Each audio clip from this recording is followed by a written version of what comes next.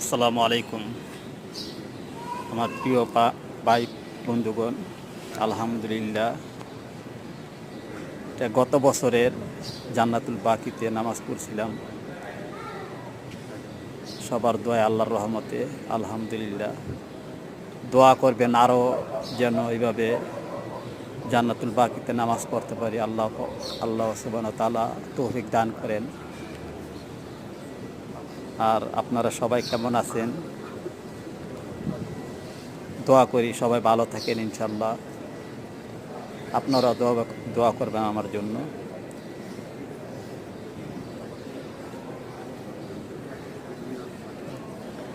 আমি জরান প্রবাসী।